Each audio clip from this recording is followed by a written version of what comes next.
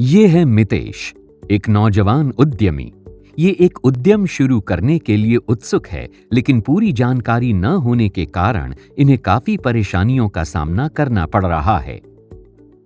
उन्हें मिस्टर संभव दिखाई देते हैं, जो मितेश को आश्वासन देते हैं कि वो उसकी समस्या का समाधान खोजने में उसकी मदद करेंगे।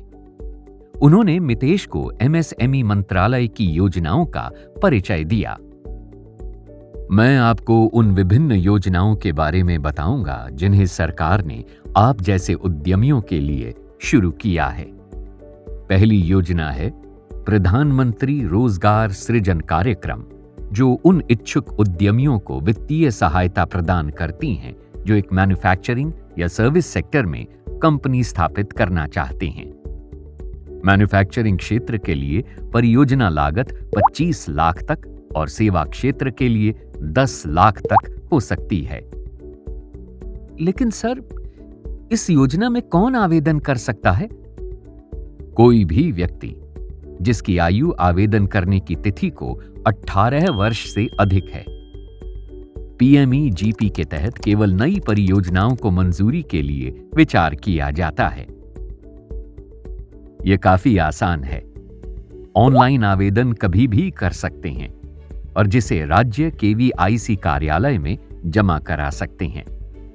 आप www.kviconline.gov.in पर जाकर ऑनलाइन आवेदन जमा भी कर सकते हैं और डाउनलोड करके विस्तृत प्रोजेक्ट रिपोर्ट और आवश्यक दस्तावेजों के साथ संबंधित कार्यालय में जमा भी करा सकते हैं।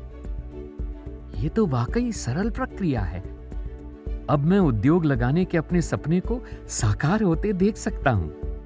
बिल्कुल मितेश, इसके साथ ही खादी और कॉयर के क्षेत्र में भी उद्यमियों के लिए अनेकों योजनाएं हैं। इनका उद्देश्य खादी, ग्राम और कॉयर उद्योग को प्रोत्साहन देना है, जिसके लिए तकनीकी और मार्केटिंग सपोर्ट के साथ साथ पारंपरिक उद्योगों को पुनर्जीवित करने की सोच है। इनके लिए किस प्रकार की सहायता उपलब्ध है और कौन लोग इसका लाभ उठा सकते हैं? उन्हें केवल खादी और कॉयर की वेबसाइट पर जाकर आवेदन करना है। खादी और कॉयर व्यवसाय में लगे लोगों के लिए बहुत कुछ है, लेकिन सच्चे व्यवसायियों के रूप में हमें प्रौद्योगिकी का लाभ उठाकर अपनी श्रेणी में सर्वश्रेष्ठ उत्पादन करना चाहिए। क्या हमें इस मोर्चे पर सरकार से कुछ सहयोग मिल सकता है? निश्चित रूप से, और इसके लिए एमएसएमई मंत्रालय प्रौद्योगिकी उन्नयन और गुणवत्ता प्रमाणन में भी सहायता प्रदान करता है। वो कैसे सर?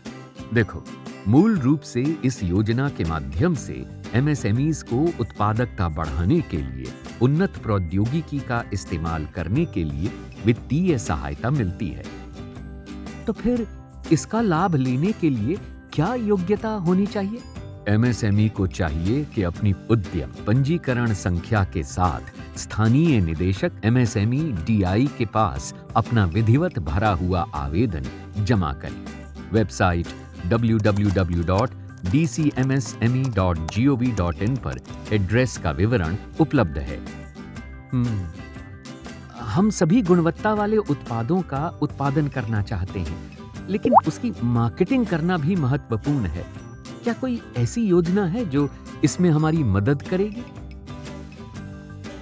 हाँ, है ना, एमएसएमई मार्केटिंग डेवलपमेंट असिस्टेंस। ये योजना 2 तरह से असिस्ट करती है: अंतर्राष्ट्रीय प्रदर्शनी में भाग लेने के लिए और बारकोडिंग में ग्लोबल स्टैंडर्ड के लिए आर्थिक मदद देकर।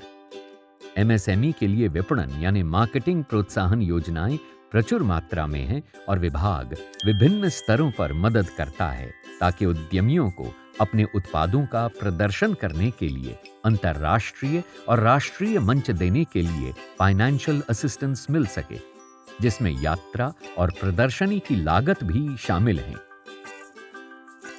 वाह, इनका लाभ कौन उठा सकता है? सभी एमएसएमई द्वारा प्रमोशन में जो पैसा खर्च होता है उसकी प्रतिपूर्ति विभाग द्वारा की जाती है।